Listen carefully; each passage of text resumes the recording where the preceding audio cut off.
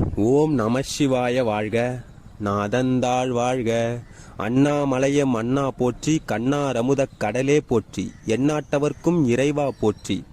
S, இன்னைக்கு நாம பார்க்க போற வீடியோ சிவபெருமான் கோயிலான திருப்பங்கூர் சிவலோகநாதர் திருக்கோயிலில் மகா கும்பாபிஷேகம் நடந்தது.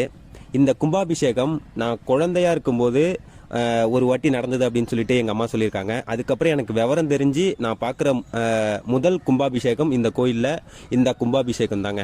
ரொம்பவே பிரசித்தி பெற்ற கோயில். ஏன் பிரசித்தி பெற்ற கோயில் அப்படின்னா, உலகத்திலேயே மிகப்பெரிய நந்தி இருக்கிற இடம் தஞ்சாவூர். அதுக்கப்புறமா மிகப்பெரிய நந்தி இருக்கிற இடம் நம்ம திருப்பங்கூர் சிவலோகநாதர் திருக்கோயில் தாங்க. இந்த நந்தி சாதாரண நந்தீஸ்வரர் கிடையாது. நந்தனாருக்கு வழிவிட்டு அமர்ந்த நந்தீஸ்வரர், உலக புகழ்பெற்ற நந்தீஸ்வரர் அப்படின்னா அது இந்த கோயிலில் இருக்கிற நந்தீஸ்வர பெருமான் கோயில் தான். அதே போல் பட்டவத்தி, அந்த பட்டவத்திலிருந்து வைத்தீஸ்வரன் கோயில் போகிற ரோட்டில் அமைந்திருக்கிற இந்த பிரசித்தி பெற்ற கோயிலில் இன்னைக்கு கும்பாபிஷேகம். அதை தான் நீங்கள் இப்போது பார்த்துட்ருக்கிறீங்க. இந்த கும்பாபிஷேகம் நடக்கும்பொழுது கருட பகவான் வட்டமிட்டு சுற்றி வந்ததை பார்க்கும்போது அப்படியே ஒரு புல்லரிக்கிற மூமெண்ட் தாங்க இருந்தது. அவ்வளோ பாசிட்டிவ் வைப்ஸ் இருந்தது. இதை வந்துட்டு நான் லைவ் ஒன்று ரெக்கார்ட் பண்ணி நம்ம ஹாப்பி லோட்டஸ் சேனலில் அப்லோட் பண்ணியிருக்கேன். அதோடைய லிங்க் வந்து டிஸ்கிரிப்ஷனில் கொடுத்துருக்கேன். அதை பார்க்கணுன்னு விருப்பப்படுறவங்க அதை கிளிக் பண்ணி அந்த லிங்க்கை போயிட்டு நீங்கள் பாருங்கள். ஃபுல்லாகவே லைவ் ஒரு 38 நிமிஷம் லைவ் போட்டேன். கும்பாபிஷேகம் நடந்துட்டு இருக்கும்போது காலையில் 9 மணிலேருந்து 10:30 மணி வரைக்கும் கும்பாபிஷேகம். நான் கரெக்டாக ஒரு 8:45 அந்த டைம்லலாம் நான் வந்துட்டு கோயிலுக்கு போயிட்டு இந்த மாதிரி நம்ம சப்ஸ்கிரைபருக்காக வீடியோ ரெக்கார்ட் பண்ணணும் அப்படின்னு சொல்லி கும்பாபிஷேகம் நடக்கிறத லைவாக நான் ரெக்கார்ட் பண்ணி லைவ் ஸ்ட்ரீம் போனேன்.